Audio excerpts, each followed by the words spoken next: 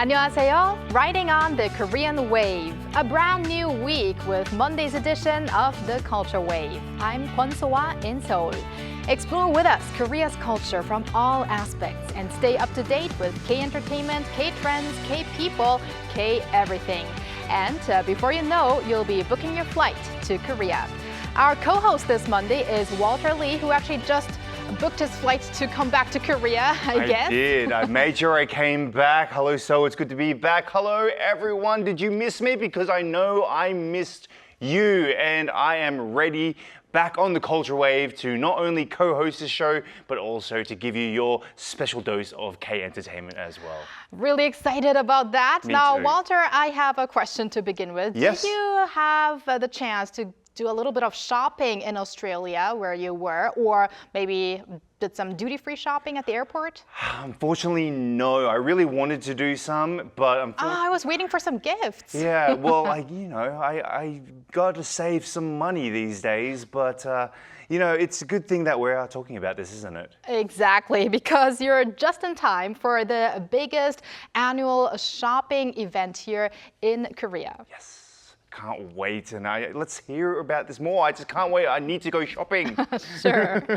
All right, so let's draw our attention to this report. All fashionistas and shopaholics, listen up. It's shopping season here in Korea with the country's version of Black Friday in full swing. Our Lee Soo-jin, who was out on the shopping streets here in Seoul, files us this report. Shoppers in South Korea are anticipated to save big at the largest shopping event of the year. The Korea Sale Festa, often compared to Black Friday in the US, kicked off on Friday with a record 2,600 businesses participating in the event. And consumers are more than ready to shop at more affordable prices. It's colder because it's the end of the year, but prices are high, so I want to buy clothes at cheaper price through the Korea Sale Festa. Now in its 9th year, the government hopes that this nationwide event will revitalize sluggish domestic demand.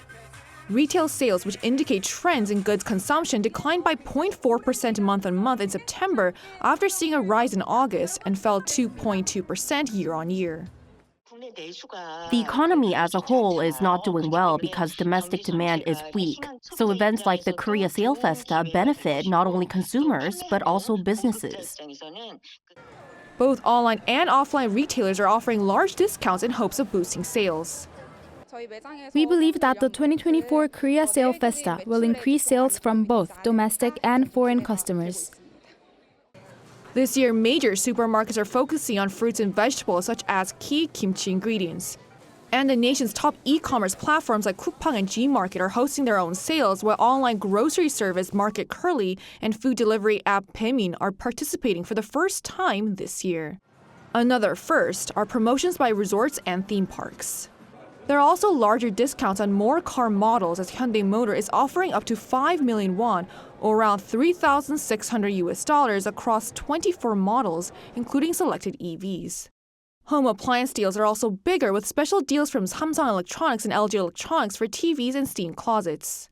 As the event will be held until the 30th, shoppers will have plenty of time to find bargain prices for a wide variety of items, boosting sales and subsequently stimulating the nation's economy as a whole. Lee Soo-jin, Arirang News. So, Walter, you did mention you are into shopping, right? I am into shopping, absolutely. I love to shop. Do I have the money? No, I don't, unfortunately. So I really am lucky that this is coming around right now. Okay, well, I don't go shopping that often. Actually, I'm just too busy these days. However, seeing this festa going on, I feel like really getting a winter coat because the weather is getting colder and colder. Remember that time that you got that coat last year that was very, very cheap? Oh, you're not going to mention that on air, are you? Oh, well, sorry. I am pretty frugal because Yes. I remember you told me it's a very nice coat, but I told you how much it cost and you were very surprised. Extremely surprised. It was very nice though. It was very nice. All right. Thank you very much for that, Walter. But I think there is a particular reason for why this is being held in this season, right? Yes, it's probably like why this event is held in this particular season. It's also like a really great time for foreigners to come to Korea, right, as well? Exactly, because all the 17 cities and provinces in Korea actually are taking part in this Korea Sale Festa because they want to create synergy between shopping and tourism. So yeah, as you mentioned, that's going to be really nice for foreigners who are right now here in Korea. Well, it's not just great for foreigners, but it's also obviously great for the residents of Korea to go out, and especially me, because now I can have a reason to go out shopping. All right, Walter. So, and on that note, we actually have an array of events besides shopping that are taking place here in Korea. So our AI anchor Ari will introduce those stories for us. Ari? Welcome to the Culture Wave AI News. I am Ari, here to guide you through the latest news and events in Korea's cultural scene. Here's our first story of the day. The Busan Fireworks Festival illuminated Gwangalli Beach on Saturday night with a breathtaking spectacle. This year's theme, Busan's Leap to a Global Hub City, featured a vibrant opening by China's fire show company, followed by Hanwha's dazzling display of multi-shot fireworks. Highlights included the debut of wave fireworks, which flowed in a wave pattern along the Gwangham Bridge, and the country's first parachute fireworks. With over 1 million attendees, some 6,700 safety personnel were on hand to ensure a secure experience. The 2024 Seoul Gourmet Week invites K-food enthusiasts to Northern Island and many other corners of the capital city until this Thursday. The event offers a range of programs that celebrate Seoul's unique food culture, blending tradition with modern innovation, alongside an immersive experience of Seoul's culinary scene. Workshops provide insights into regional flavors from across Korea. At the Seoul Gourmet Awards, held on Sunday, Mayor Oh Se-un honored chefs who contributed significantly to developing and promoting the taste of Seoul, and vowed to further boost the city's competitiveness through foodnomics. The Seoul Tourism Organization is offering equipment rentals and guided hiking services for foreign tourists at urban hiking centers across Seoul. Each center provides equipment tailored to the unique features and terrains of popular mountains, while also offering expert-led hiking programs. Hiking tourism has become a growing trend among foreign tourists visiting Seoul, with over 17,600 tourists having explored hiking centers at Bukhansan, Bugaksan, and Gwanaksan Mountains. That's all for today. I'll be back with more tomorrow. See you then.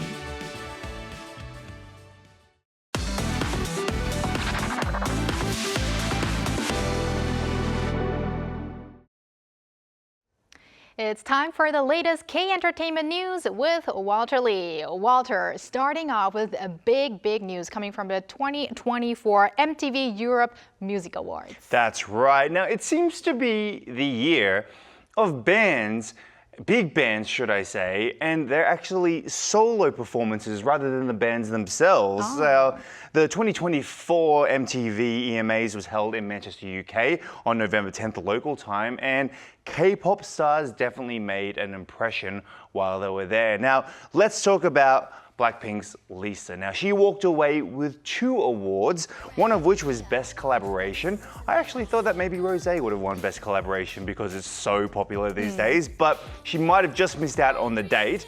But that title track that Lisa has is called New Woman, and that was with a pop star named Rosalia, not Rosé, fortunately. And that was released back in August. Now, Lisa also won, believe it or not, the biggest fans award. So that must mean she must have a massive fan base, which we know she does. She does, because I can see that on her Instagram account. I think, if I'm correct, she has the biggest amount, the number of fans that follow her. Exactly. She has an amazing amount of fans that follow her. She's so influential. No wonder she walked away with this award. Now, let's talk about BTS news now. BTS member Jimin, who was chosen as the winner of Best K-pop category. Now, this is quite interesting because this makes it the 2nd consecutive year that a BTS member has won this category, this prize trophy. I mean, the top of the K-pop category after Jungkook's win last year. So BTS are dominating that area, but not as BTS, as solo artists, which is great. And let's not forget girl group Le Sserafim or Les Seraphim, who won the Best Push category. Now, this is an interesting category, and it's an award given to the best performance among those artists featured in MTV's Artist Introduction program. Now, that program is called the MTV Push campaign, and that's over the past year. Wow. So I think, all of the awards that you just mentioned, Walter, they seem so familiar to me because we talked about the nominations before. So it looks like they almost received all of the awards that we talked about before. So that is amazing. So congratulations to all the winners. And I also want to mention once more that Lisa from Blackpink, among the members, she, I believe, has the biggest fan base, just to make that clear. But we're going to move on to a boy group now being recognized in LA. That's very correct. Now, K-pop group 17 has received a plaque. Now, it's not just any plaque, it's a plaque of appreciation from Los Angeles City Council. Now, with the LA-born member, Joshua, receiving the award on behalf of the group in LA City Hall on November 8th local time. Now, it's quite interesting because, you don't think of one small band affecting LA, the whole band, but unfortunately, fortunately for us, of course. Fortunately for us, 17 has. Unfortunately, that you didn't receive. I didn't receive it. I should be getting these sort of awards, I think. But I think it really sounds like a very fancy award. So tell us a little bit more about it. How do you receive that award? Glad you asked. So the award is given to organizations or individuals, or in this situation, it's given to a group who contribute to arts, culture, and the community of LA. Now, 17 have been praised by the city through their performances, as well as the city project to promote LA. I didn't think LA needed to be any more promoted, but it seems like they do. Now, one member of the LA City Council praised the group by saying that 17 is an amazing K-pop group, which we know they are, and that they have created a cultural bridge between fans globally. Now on the 7th, the group marked the start of this, this promotion called 17 The City LA, which highlights the expanding influence that you can see that 17 is making globally, across the globe, worldwide, wherever, but even in North America. Now, this event was held over the weekend and was also the same weekend that 17's Follow World Tour, should I say, in the US, starting off at Los Angeles BMO Stadium.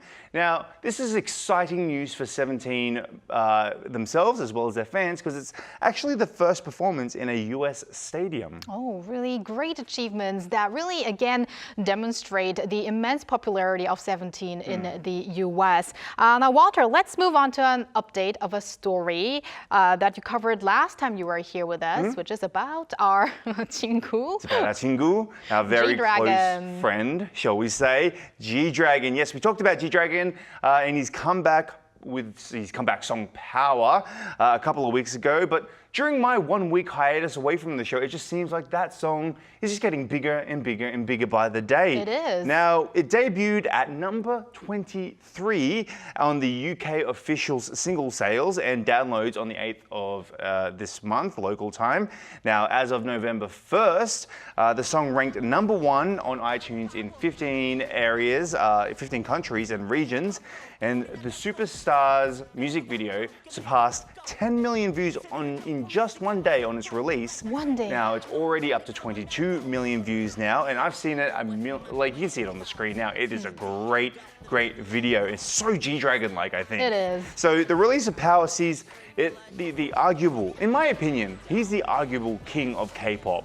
Now, don't go at me like that, K-pop fans. I think he's the arguable king of K-pop, but 7 years and 4 months out of the game, showing that being, G-Dragon, being the name G-Dragon, that doesn't matter at all. Well, it's been a 7-year hiatus. It doesn't matter. And it's been a week hiatus for you, Walter, but yes, it doesn't matter. Doesn't matter. Glad to be back. You're back with all the powerful K-Enter news. I am. Thank you very much for that. We'll see you soon.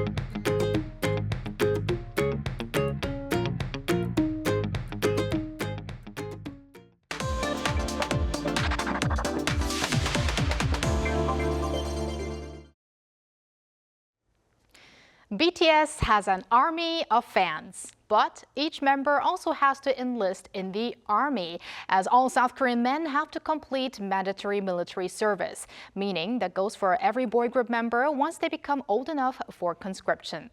In today's Culture Issue segment, we want to look into idols and their Gunbaekgi, or military hiatus, as well as their comeback after serving their country. For that, we connect live to Professor Sidabo Seiji at Busan National University. Professor Seiji, happy to have you again on the program. Hello, Professor. Thank you, Soa. Thank you, Walter. Good to see you. Good to see you. So let's start with the second enrollment into the military by an NCT member just last week. And that enrollment means the group is in what we call a Gunbaekgi, right? Yeah, Jaehyun just started his service. He's actually going to be serving in the military band. I'm sure you might think, like, why can't all K-pop stars go in the military band? Well, they actually do have to audition, and the military band doesn't really do pop songs as much as it does, well, both military music and sort of standard Korean, classic songs. And there's also one part of the military band that's for traditional music. So you actually need to have some really serious musical qualifications in order to pass the audition. And so Jaehyun has gone into the military band, and I'm sure that'll be a great experience for him.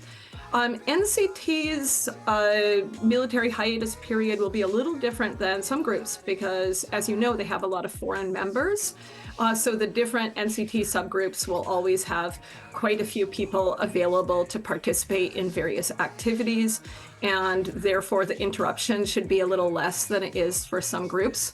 Of course, I know that everybody is really missing Taeyong because as the group leader, with him gone, NCT has felt just a little bit empty.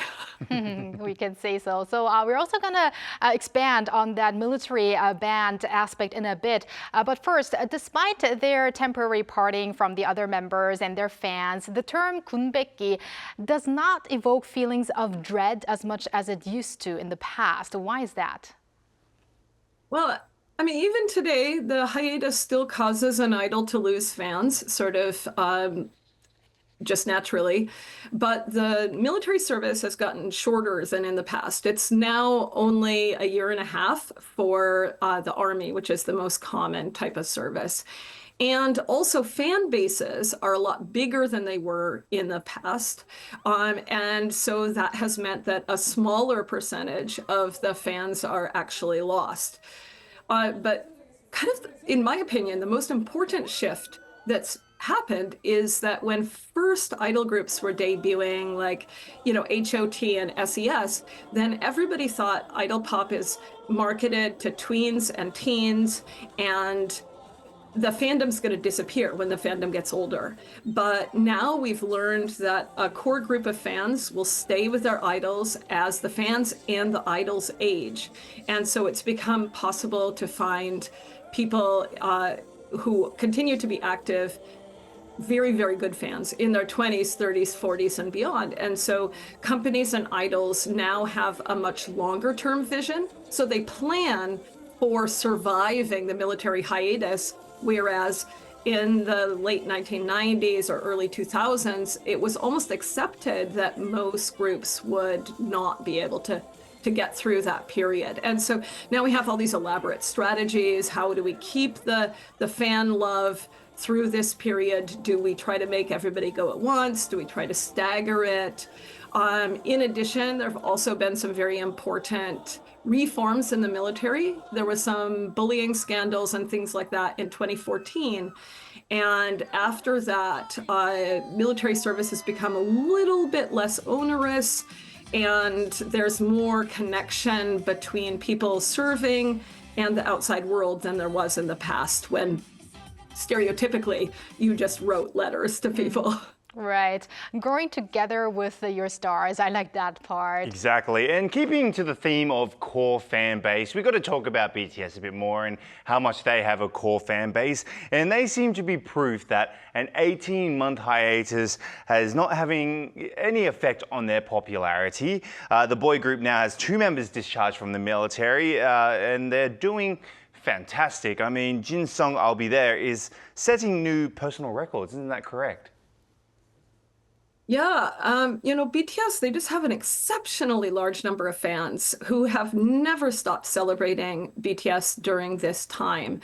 And also, BTS had a very significant body of work that fans could continue to engage with, like watching the old Bangtan Bombs and Run BTS and BTS in the Soup and listening through all the albums and all of that. But most significantly, and this is really unlike groups in the past, BTS members prepared a lot of releases during their service, which even though they weren't appearing on music shows and they weren't giving interviews to promote the music, they still managed to chart very well due to the love of BTS ARMY. Honestly, I have no idea how they found time to prepare everything in advance of going into the military. It must have been so hectic for them. But yeah, Jin's I'll Be There had a great debut on Billboard. It hit #1 world digital song sales and #10 on global, excluding the US. Rosé's song is currently #1 and Jennie's is #6, just in case you wanted to see how K-pop was doing on the chart in general. Yeah. It's doing really well. People are so excited about this new track. So very strategic. Just briefly, what can we expect about JHope's activities in the near future? Because he just came out from the military. Well, he's been kind of keeping things under wrap. We do know that he went to LA almost right after getting out of the service, and we know that that was connected to some work that he was doing. But all that we've been able to see online is some cute Instagram posts where he has shared a little bit of the fun that he's having and some nice meals that he's been able to eat while he has been in LA. So I'm hoping for new releases because JHope's my bias, and each of his solo releases has just gotten better and better. I mean, Arson is still a song I listen to almost every day. I'm glad we asked you that question, Professor. But we also have a very important question now to ask you, right? Yes, for some male K-pop acts, the military break can, work in their favor, interestingly enough. And some even take it as a fresh opportunity for their creative talents. Can you maybe give us some examples of that? Well, one of the examples that I've been using recently when I present and I show like in PowerPoints and stuff like that when I'm talking academically is how ONF has managed to sort of attract new attention in the military, some very popular stages that they had that went viral. But some other examples, for example, Day 6, they write all their own music, and they talked about how they used their time in the military to consider what they wanted to say on Forever, the EP they released earlier this year. And Forever was very, very successful. But people were waiting for them to leave the military because while they were in the military, they performed their 2019 song on Immortal Songs, on the military edition of Immortal Songs. And their 2019 song, You Make Me, all of a sudden went back onto the charts, even in 2022. And similarly, we just saw something like that happen with Ooze. He went on the 2024 military special of Immortal Songs, of course, under his legal name, Jo Seung-yoon, and he performed Drowning in Uniform, and the song just popped back onto Melon and shot up the charts and has continued to do really well in the last couple of weeks since that performance. Right, and last but not least, Professor Seiji, we have Monsta X also having 2 members completed their service last month, but 3 have yet to be discharged and 1 still has to enroll. So in this case, in the case of such groups, how do you have one recommendation for them to, effectively use their time? I do think that an idol career is incredibly intense. And so my #1 hope is that while these young men go to the military, they actually get a chance to just be a person, not a celebrity, that they can get some more sleep, make some ordinary friends. And I think military service can give some space to consider carefully what you want to do with your future. And I think that Monster X has had various challenges, and they seem to continue to produce absolutely amazing music that people really enjoy, both as solo artists and as a group. And so I'm confident that they'll be able to get through this extended military hiatus period successfully. That was some very heartwarming advice for the groups. Thank you very much, Professor Seiji, for your insights today. Well, thank you. Have a good rest of the day. And that brings us to the end of Monday's edition of the Culture Wave. Thank you, Walter, as always. We'll see you back on Wednesday. So happy to be back and see you on Wednesday. And thank you for spending the past half an hour with us on the Culture Wave, and hope you join us again on Tuesday at 2 p.m. Korea time and maybe one day here in Korea.